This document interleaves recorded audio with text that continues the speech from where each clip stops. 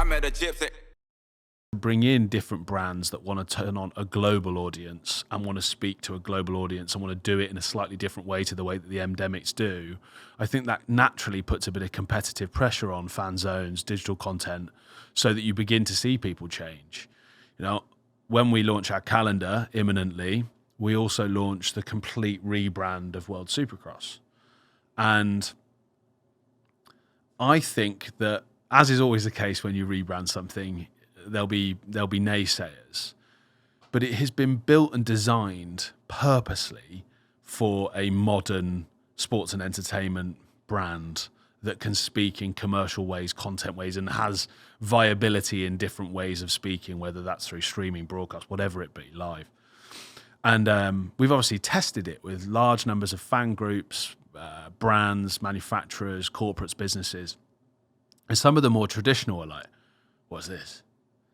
But then when you walk them through and help them understand why we're doing what we're doing, and also when they say, well, we don't think that's going to work, listen and actually make evolutions and changes, suddenly what we've got is a really, really big group of people who go, we know what you're doing now. That feels great. So I think it's amazing. I think it's incredible. And I think it's a piece of work that Louisa and her team have been doing for the past 6 or 7 months, which is really, really going to be a kind of flag in the ground for how I think this sport should be represented, like in that fashion. And it's not like some of the things that have come in the past, both from us and from other assets. Naturally, people will shoot at it a little bit because it's different. But I also think people will go, okay, wow, I see what they're trying to do. And that, again, is just, it's little things that help us go down the route of going, well, we don't behave in the way that others do because we can't, but also because we don't want to. But we've got to listen. And we've got to be humble enough to know that we don't know it all ourselves. And so that's a complete, like, visual branding, the whole thing. Yeah. The whole thing. Like formats, or like what else are you? Yeah. So, I mean, do you mean race formats? No, just like in terms of like the whole rebrand, Yeah, like the whole thing. Brand guidelines, broadcast, streaming, digital content, the media network itself, the way that we talk to audiences, from, you know, the WSX piece of it. Try and say WSX in Spanish or Portuguese. You can't.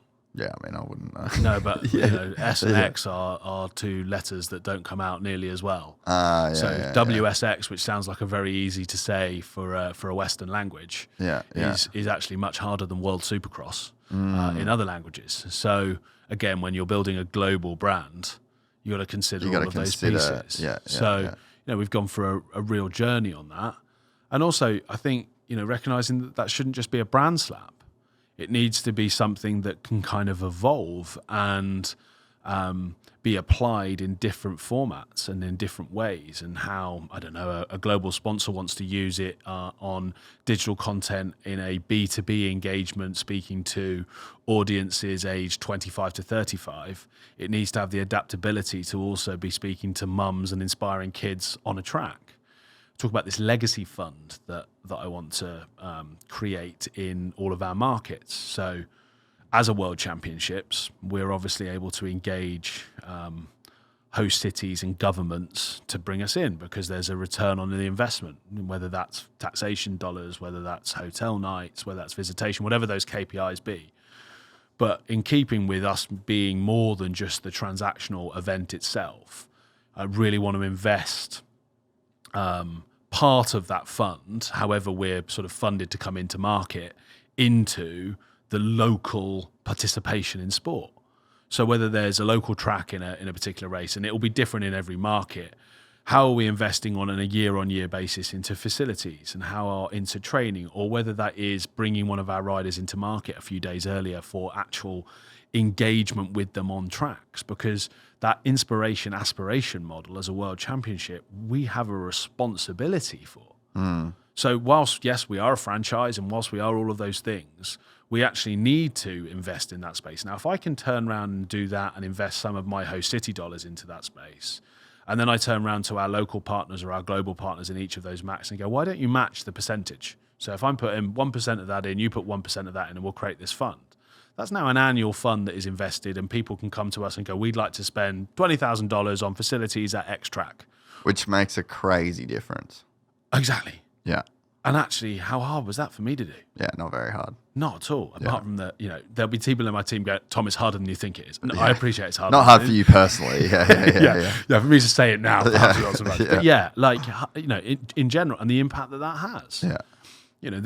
There's no doubt that if we use the UK, I'll go back slightly, and this is very much through the lens of the UK because it's when I was growing up, but I'll try and make it sort of a bit more international. When you're growing up, we had 4 terrestrial TV channels, pretty much similar for everybody, right? And the BBC, ITV, and Channel 4, and those channels decided what sports were mainstream. Now, whether that's Olympics, in our case in Australia, cricket, rugby, traditional, normally in our case, sort of Commonwealth empirical sports. Yeah. And if you were a motocross fan or participant, you were probably somewhat marginalised because 100%. you had to stay up until 2 a.m. to watch on Channel 4. You put posters up on your walls because you got the magazine that you probably had to be a subscriber to because you couldn't find it in the newsagents. And then your mates at school were like, you're a bit of a weirdo because you're not following the same things that we're following. All dictated to by really the 4 media rights partners that sit in the middle of it because they're the ones telling you what you have to watch. Well, marginalisation's changing because let's say I'm consuming rugby, you're consuming dirt bikes. We're both consuming it the same way now by what's in our pockets. So the marginalisation doesn't really count so much anymore because you turn around and go, look how cool this is. Yeah. And I go, look how cool this is. And the creation of it has been democratized as well. 100%. So if you then go to that kid in the UK, what that hasn't necessarily, and this is actually across participation sports in general, that engagement hasn't seeped down completely to growing participation numbers at the bottom, in part because the content creator has not cared as much. So what you've done is you've almost skipped the content creator piece because traditionally it was the person at the track, inspired person to get onto the bike. He flowed through the track and then engaged in the top. Well, now he can be skipped out because we've got this thing in our pocket. So I have a responsibility, I believe, to try and bring that loop back round and ensure that if I race in London, then the sport of motocross and supercross benefits from me being in London with little Johnny and little Laura and the families to actually feel it. And if I can build fandom via that version as well, I'm better off. Yeah, I guess you just have to be incentivized in the right way to do it because that's just generally not how capitalism works. That's like a very idealistic version of capitalism. And it's just up to a single person to, like you say, to just make the call and be like, okay, we'll get some of this profit and we'll give it back. But I guess generally speaking, that's not how capitalism works. Other than the fact that if you look at what global partnerships, commercial partnerships are really to truly move a needle, they will have a associated value based on media values, sponsorship values, above the line rights. They will almost certainly have a CSR value associated with it as well. So when I talk about, am I not being capitalist? How do I get the most money out of a host city possible? How do I get the most money out of a partner possible? I do all these things. Yeah. And, there'll be a number where I don't come out worse from doing it, I assure you. Well, and that's what I mean by you hopefully the incentives align because that's how this whole thing should work is there should be incentives for people to then focus on the bottom. But like you said, it's pretty easy to just skip that part. Really, really easy. And again, but it's easier for me to not skip it when I'm starting from where I'm starting from. Much harder if you were starting with loads of stuff in your balance sheet and you were servicing in a traditional way and you suddenly turn around and I started as a CEO of a different organisation. Well, 50,000 people are going to rock up to the stadium whether you do it or not. Correct. You go there for the last 50 years. Yeah. It's easy for that shit to go by the wayside. And it's a pound today, 10 tomorrow type stuff. And you become the CEO that people support for, say, 18 months and then they eventually go, oh, my God, this guy's got an agenda. Yeah. My agenda is absolute, is to be successful at World Supercross.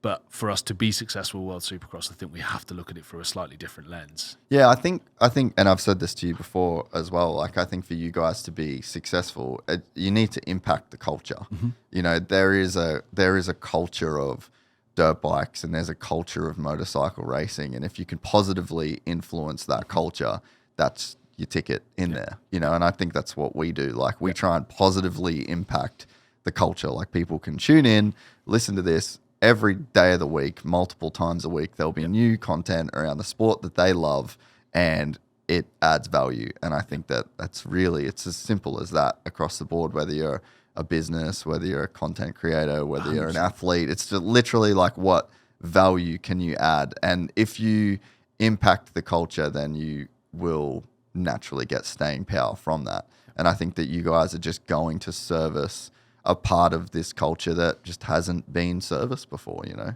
Yeah, and you're right. We sort of said at the very top, isn't it? It's about that value and how you create it. And I see it every day. You know, I probably engage in different forms of content, and I consume my sports in different ways, quite often via a lens of what's happening in the business world of sport. If you enjoyed this content, please like and subscribe. And to listen to the full 3-hour podcast, search Gypsy Tales in your favorite podcast platform or click the link in the description below. Gypsy Gang.